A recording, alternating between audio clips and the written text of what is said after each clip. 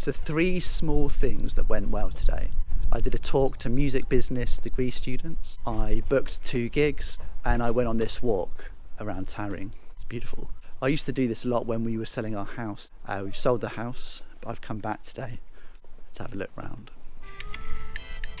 Oh, it's the estate agent. Oh, fuck off. Thought they would stop calling when we sold the house.